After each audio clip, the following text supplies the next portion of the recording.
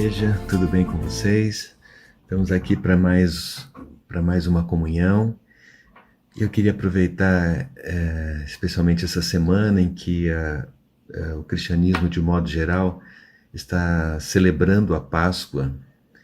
Eu queria aproveitar para abordar um pouco esse tema. Nós ainda estamos no afastamento social por causa da pandemia, mas continuamos buscando o Senhor, estamos firmes. O Senhor tem abençoado a sua igreja, temos pedido que o Senhor tenha misericórdia dessa nação, de toda a terra, né? Para que a gente passe por isso rapidamente, mas nós não podemos descuidar da nossa vida espiritual. Então eu queria aproveitar essa oportunidade dessa semana de abordar um pouquinho esse tema relacionado à Páscoa, ok? Bom, queria lembrar, né, que efetivamente a Páscoa ela foi instituída pelo Senhor ainda no Velho Testamento, né, na época em que o povo ainda era escravo do Egito, e ele estabeleceu um dia como um memorial, né, um dia que deveria ser lembrado. Inclusive ele fala que quando seus filhos perguntarem por que eles guardavam aquele rito, o Senhor falou que eles deveriam responder que é o sacrifício da Páscoa ao Senhor, que passou por cima da casa dos filhos de Israel no Egito, quando feriu os egípcios e livrou as nossas casas. Então o povo se inclinou e adorou. Essa passagem está em Êxodo 12, capítulo 12, versículo 26 até o 28. Tá?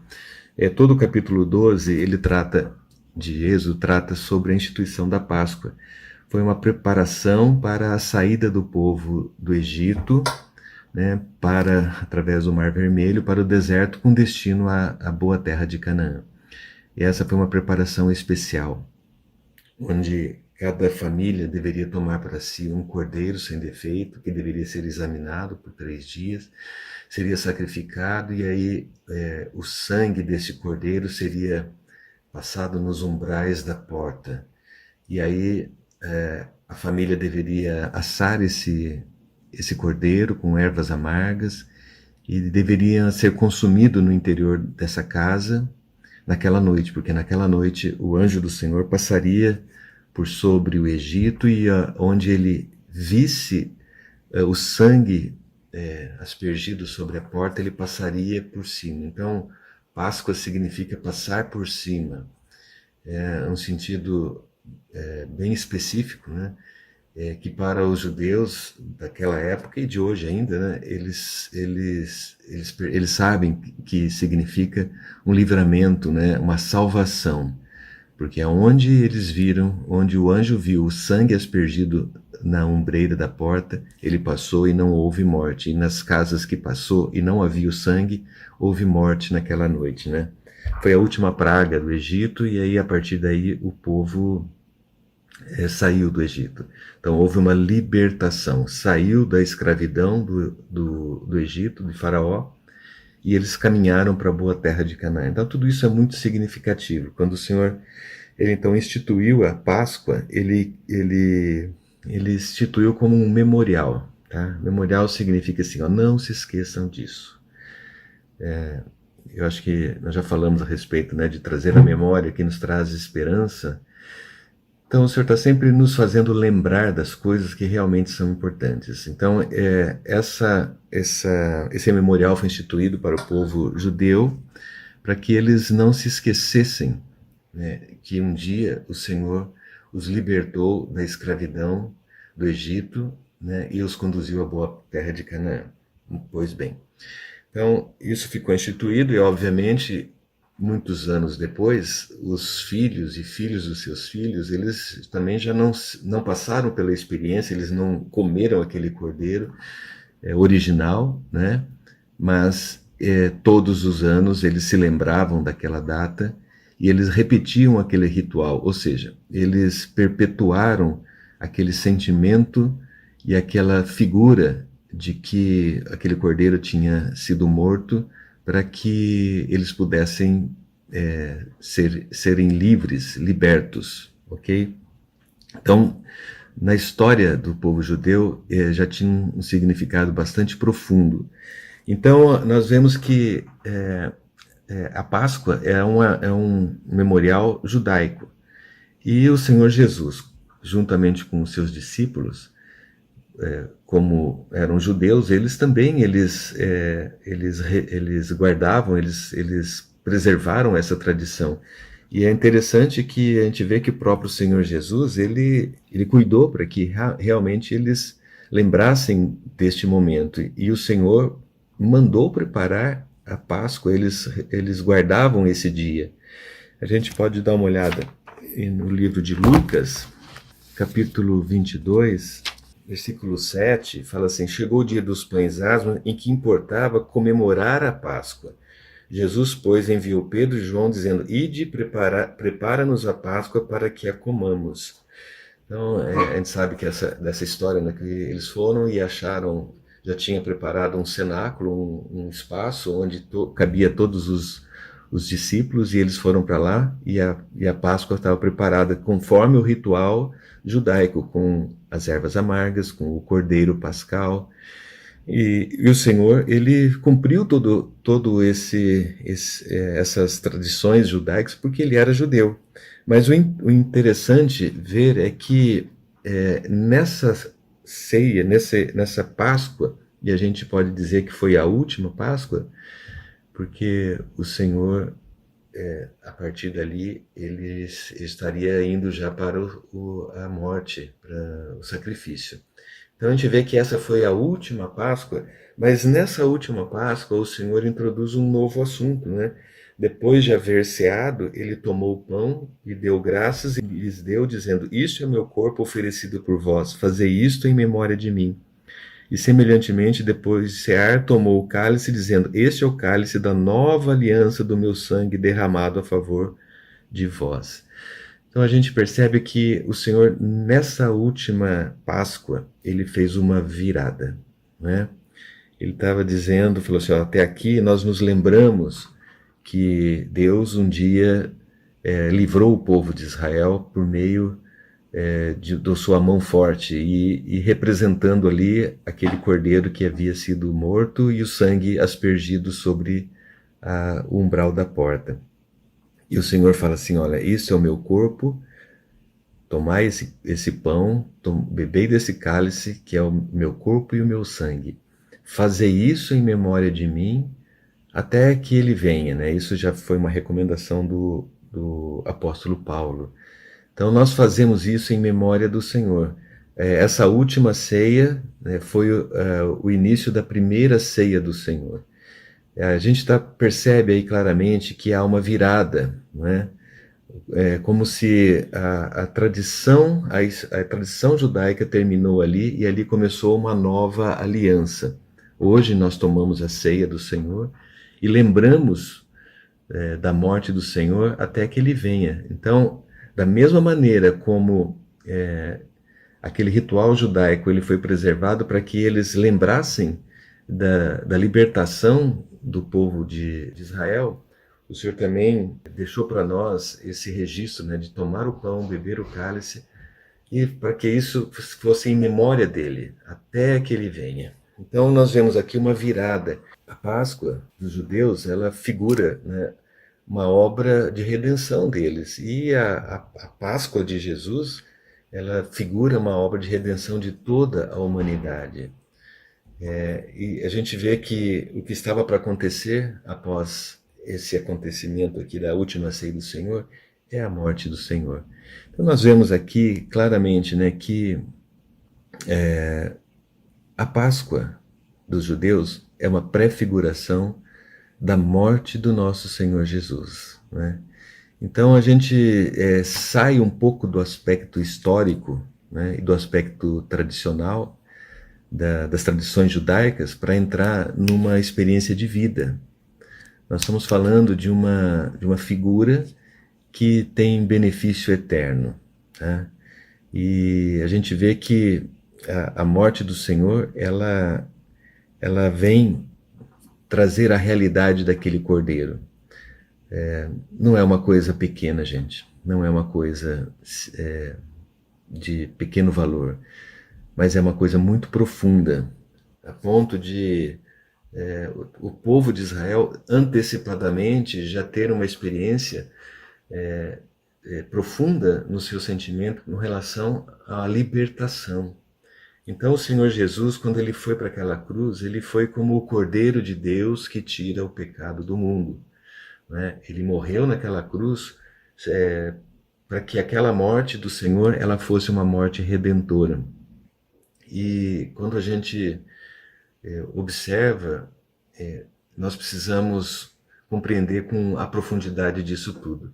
E eu talvez diria que o momento mais empolgante, mais relevante, vamos dizer assim, foi naquele momento em que o Senhor ele entregou o seu Espírito. Né? Isso está registrado em João 19, versículos 28, diz assim, depois, isso Jesus já estava na cruz, tá?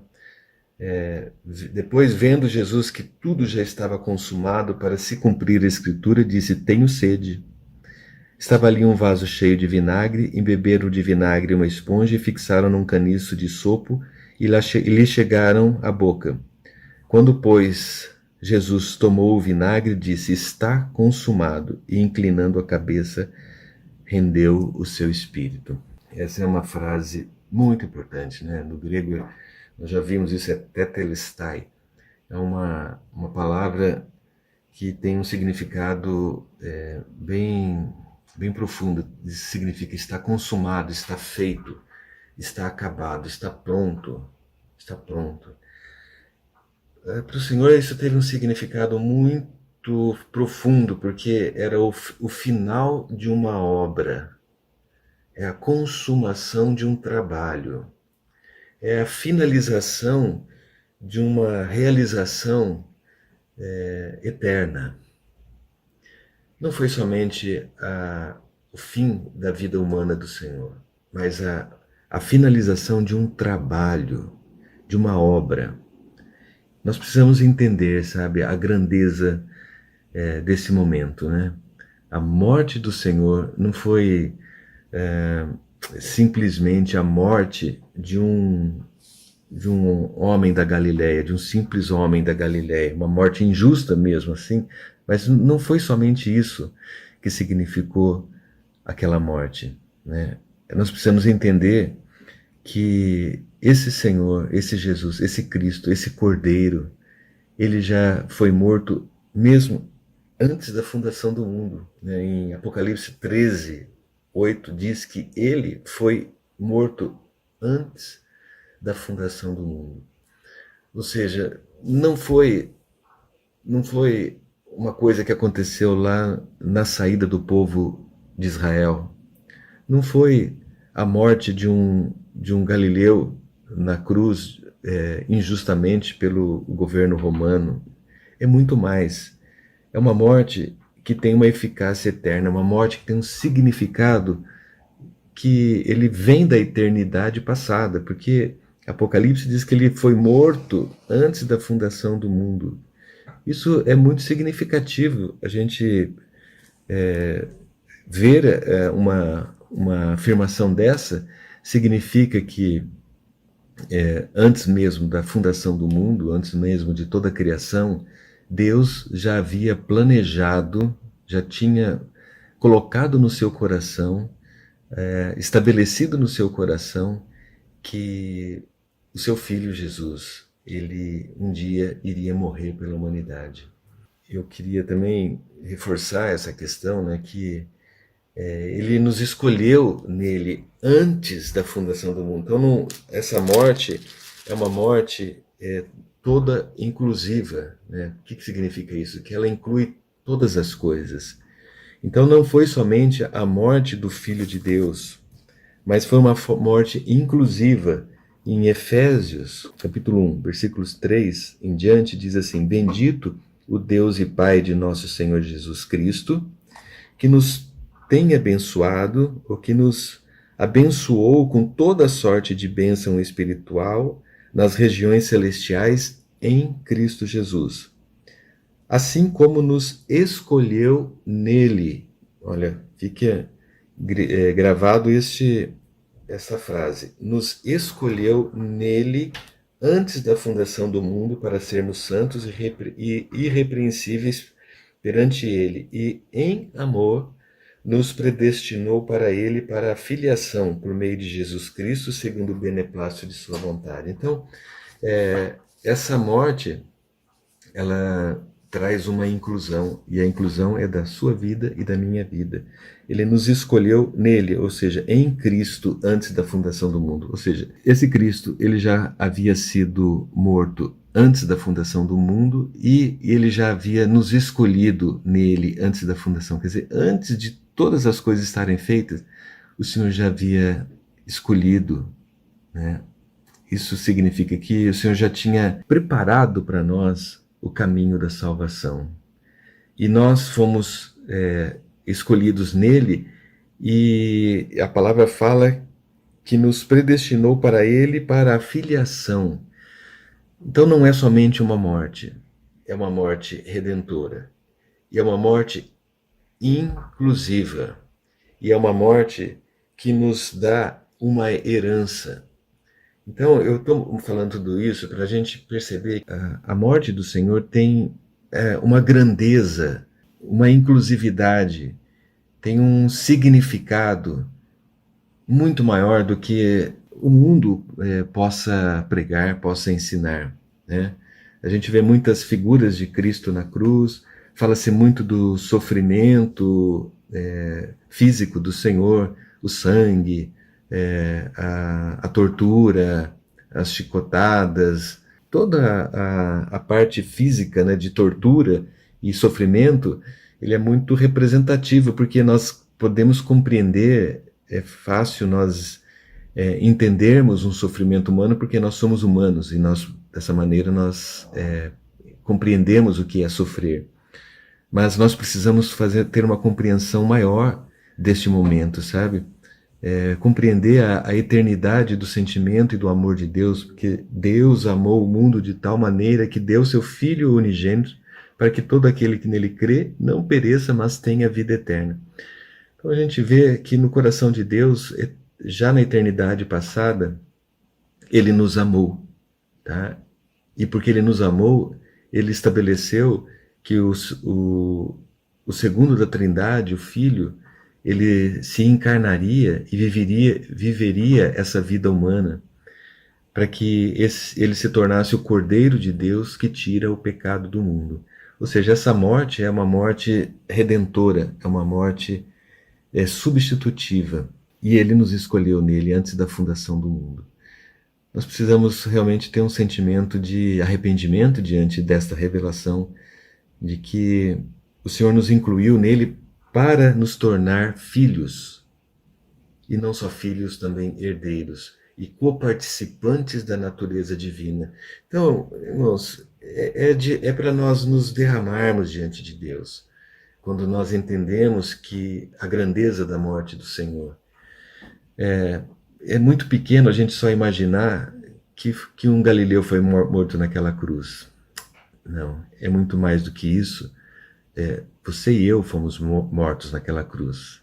Tá? Era para nós morrermos pelos nossos pecados, mas o Senhor Jesus, ele morreu por você e por mim. Ele morreu para que, não só para que nossos pecados fossem perdoados, mas ele morreu para que nós pudéssemos sermos feitos filhos de Deus, recebêssemos a herança divina. Isso é grandioso demais para que a gente pense de uma maneira tão simplista. A morte do Senhor, ela é inclusiva. 1 Pedro também fala alguma coisa, eu vou ler para vocês aqui, capítulo 1, versículo 18, fala assim: sabendo que não foi mediante coisas corruptíveis como prata e ouro que fostes resgatados do vosso fútil procedimento que vossos pais vos legaram, mas pelo precioso sangue, como de cordeiro sem defeito e sem mácula, o sangue de Cristo. Esse sangue precisa ser valorizado, precioso sangue de Cristo, sem defeito, sem mácula. E para que a gente possa entender melhor valorizar ainda mais essa obra, nós precisamos também compreender que o Senhor Jesus, ele morreu naquela cruz como filho de Deus, porque somente ele, como sendo filho sem pecado, ele pôde ser aceito como um sacrifício genuíno e total e absoluto por pecados. Ninguém pode se salvar a si mesmo, quer dizer, só a sua própria morte te redime do pecado. Mas essa morte do Senhor, ela foi suficiente para Deus. Por isso ele é o Cordeiro de Deus que tira o pecado do mundo. Então nós precisamos entender que o Senhor morreu ali, o Filho de Deus foi morto. Mas, como um homem legítimo, ele sofreu todas as coisas relacionadas a essa morte. Tá? Então ele era um homem. Né? Ele figurativamente naquela cruz, ele representou a nós, cada um de nós. Ele viveu a vida e sofreu todo o sofrimento físico, psicológico e espiritual. Tem registros na Bíblia que mostram os sofrimentos do Senhor de maneira humana. E não foi pequeno, tá, irmãos? Tá? Então, aí agora nesse momento a gente pode entender também o aspecto humano do Senhor.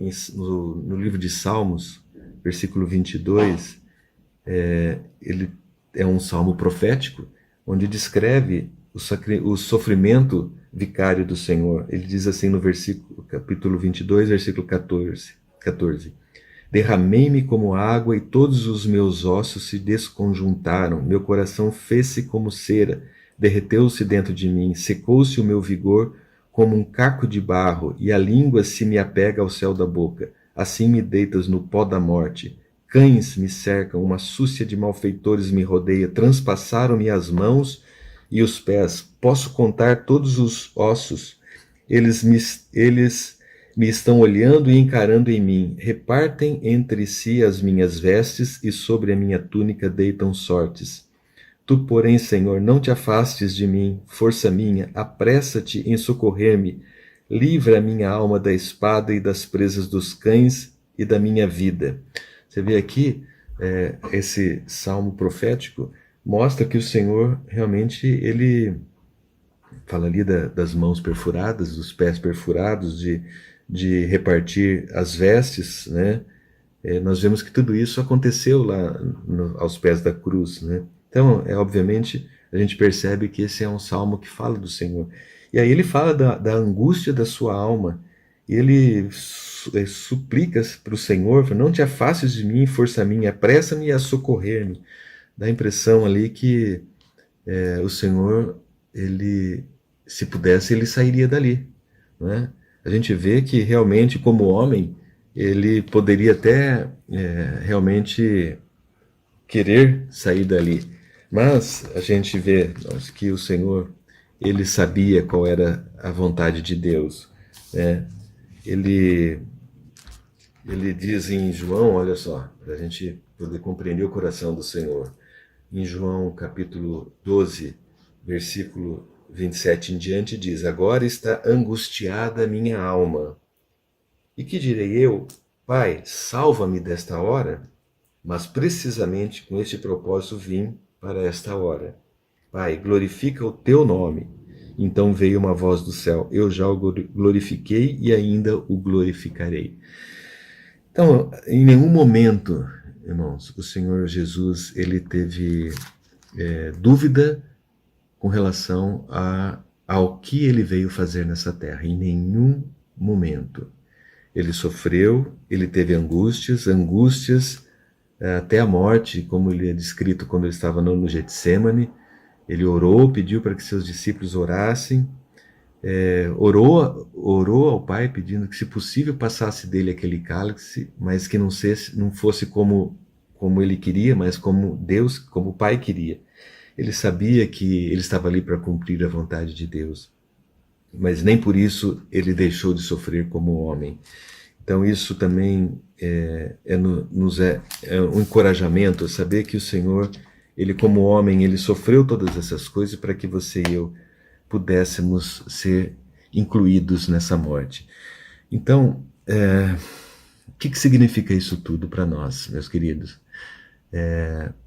O Senhor morreu por nós, né? Essa morte foi uma morte inclusiva, foi uma morte já prevista no coração de Deus desde a eternidade passada. Já nos incluiu nela desde a fundação do mundo, antes da fundação do mundo. Já estava no coração de Deus. E o que então significa isso para você? Tá? Então essa talvez seja a pergunta de hoje. O que significa isso para você? Eu penso assim, irmãos, se nós que já cremos no Senhor, né, nós já tivemos a experiência de fé, de receber e crer nessa obra redentora, ainda, né, o que nós precisamos fazer diante disso? Porque assim como o Senhor escolheu um dia como memorial para lembrar da obra de libertação dos egípcios, também estabeleceu que toda vez que nós comemos e bebemos, todas as vezes, nós devemos lembrar da morte do Senhor até que Ele venha. Também é um memorial diário, né? Se antes era um memorial anual, agora nós temos um memorial diário, de lembrar que quando nós comemos e bebemos, nós lembramos da morte do Senhor até que Ele venha. Então, diariamente estamos nos lembrando dessa obra, da grandeza da obra do Senhor, na qual o Senhor chegou no momento e disse: está consumado. O que significa então isso para nós? Então eu penso, irmãos, que nós, diante dessa lembrança diária, nós devemos diariamente nos curvar diante do Senhor. Nos curvar diante do Senhor, nos derramar diante do Senhor e louvar ao Senhor por Ele ter nos incluído na sua morte, na sua ressurreição e na sua vida. Diariamente, irmãos. Nós éramos predestinados ao lago de fogo, predestinados ao juízo eterno. Mas o Senhor, Ele veio nos resgatar e veio nos regenerar e veio nos salvar, trazendo a completa salvação da nossa vida e nos dando a vida eterna. Só nos resta nos curvar diante de Deus e glorificar a Deus, porque tudo que tinha que ser feito foi feito. Nós que já cremos, recebemos essa vida e reconhecemos a grandeza desta obra que está consumada. Nós reconhecemos a grandeza desta obra que está consumada. Por isso nós nos curvamos diante de Deus e novamente consagramos nossa vida a Ele. Mas e para você que ainda não creu nesta obra? Para você que ainda considera a morte de um judeu, de um galileu, injustamente há 2000 anos atrás? O que significa para você? Então, para você ainda há a oportunidade de crer que essa obra é uma obra eterna, que antes de mais nada, Deus amou a sua vida, amou você. E antes que houvesse humanidade, antes que houvesse a criação, Deus, Ele morreu por você. Um sofrimento e uma glória foi preparada, uma obra foi preparada especialmente para você, para que você creia nela, que você realmente compreenda que essa morte, ela foi por você. É uma morte inclusiva para que o teu pecado possa ser perdoado, para que você possa viver. A morte do Senhor é para que você viva.